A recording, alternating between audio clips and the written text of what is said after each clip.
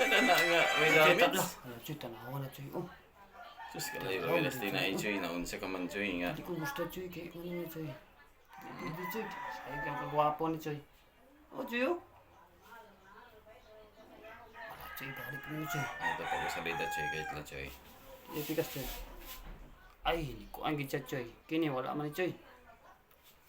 Oh, Choy. Wala, na-deform. Ha? Magdaliti ang mura ko. Pagkatoy-toy. Magkatoy-toy. Stila niya gining. Nagtatakpan ra oh. Igisip ko ang gino. Kita na ni. Gansi kita sa tong agalon na ring animal. Manon sa mga galon. Tanaw naman sa agalon no. Boseng! Boseng! Kalma lang yan naon sa mga... Hindi kalma. Kalma! Relax pa ganing na. Ayaw na! Kaya nakarelax ako. Di ko gusto nga. Loko! Ganyan, loko ganing ka ganina. Ya. Ganyan to. Alam, di ka muloko na ito tanaw. Rin ako na. Kapal na di oh. Alayo na sila hon. No? Ako gaya nga pagkatumba na ako, biyahe ka po pero kagayan. Apa yung oo. Hindi, nakapaway. Makatawar ko di. Makatawar ko. Dugo ko na. Apil ba na yung pagdukduk yung ulo na umisa ka magka... Dugo yung bato eh. Ulpot ang bato. Buwak! Buwak ang bato eh. Ting buwak ka! Dugo ko na. Che? Sila Che, lumuloy ka Che. Ah. Saan niya? Niya pa mi... Ito mo. Ni apa mi 7... 11? 7 bit? Ah, Si Tibet! si Tibet.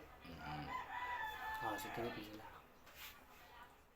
Nga, kanang gawin na si mga robot dia.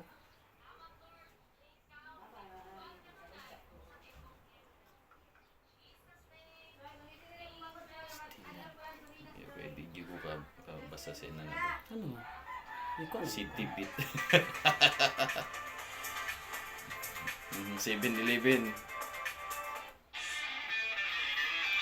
Ang nag-iisa, di manual, Tagalog recap. Okay. Isip, sige ni katawtan na. Or kalmar, ginakong agalon, ginako. Sabi rin lang, sabi, wala ni mo. Na si Cho Dili, In. kaya dali ko mundo, pero Nilalaro na parang bata hanggang sa naiwasan pa niya ang isang atake habang nasa ere. Lalong nagalit si Cho Bo at sinigawan siya. Daghang pagkikay. Hindi lumaban siya ng parang totoong lalaki. Kaya bumaba si Mujin at binuhat ang kanyang 100 kilong espada na parang wala lang.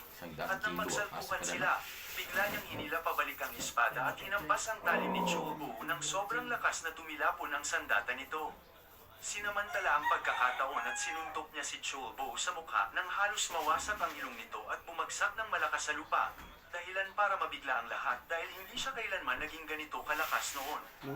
Para maintindihan kung bakit nagagawa ng ating bida na ganituhin ang isang squad leader, balikan natin ang simula ng ating bida, na kilala bilang Divine Demon, ay isang napakalakas na swordsman na humarap sa siyam na makapangyarihang tribuno ng mga sekta dahil sa paghihiganti.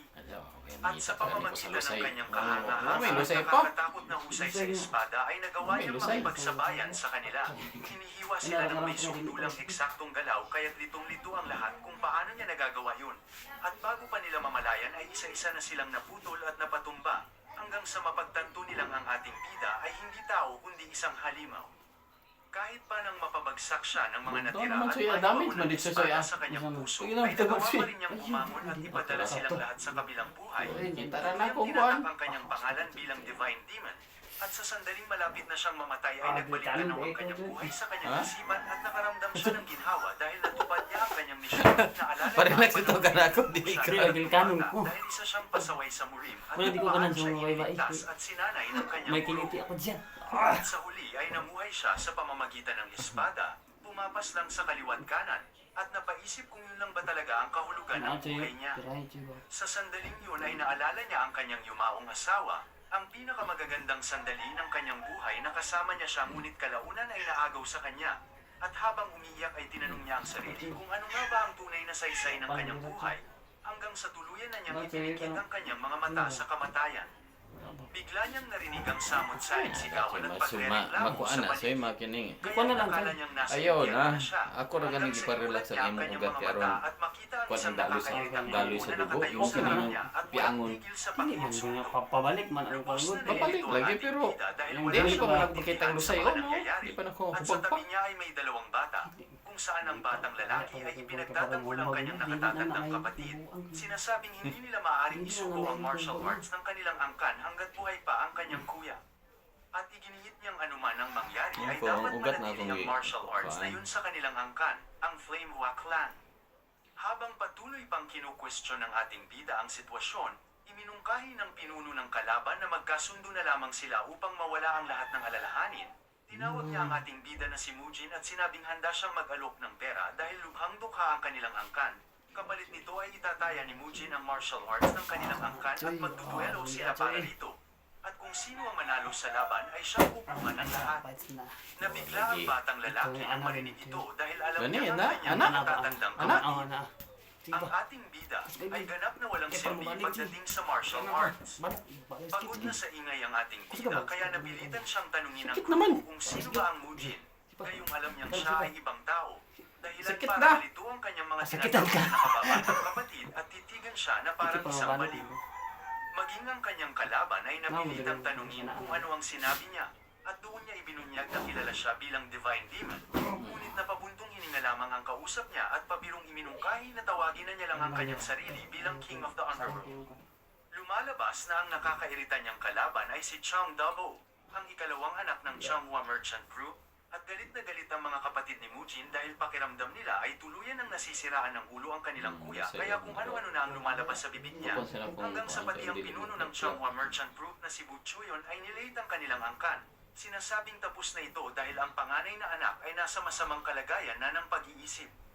Nanatiling tahimik si Mujin habang pilit niyang inuunawa kung ano talaga ang nangyayari. Duman. At dahil wala siyang Kulang pa? sinasabi, Kulang tayo. Busin na ba? Dili. Spam lagi. Manukutay na. nasabi ay inakala ni Lobo na tinanggap na niya ang duelo kaya ipinaalam nito Pawala na ito. ganapin ang laban sa Beyond Pavilion sa susunod na buwan. Di naman Sabay sa kina- pinaalala na ang kasunduan ay Ay, ginawa sa ilalim ng magtumuloy ka. martial arts. Nagpirma na ka dito at sa Kwan hindi City, ito Beto maaaring lang. labagin dahil may Wala akong kahibat sila, itong parang mabigat na magmaang. kaparusahan. Ano pa? Matapos umalis ang grupo ay humarap sa kanya ang mga itinuturing pagkuhan niyang na kayo. kapatid Sige, at pagkaroon ko na, oh. tinanong kung ano ang balak niyang gawin ngayong napilitan siyang pumasok sa isang duelo. Lalo pang pinasama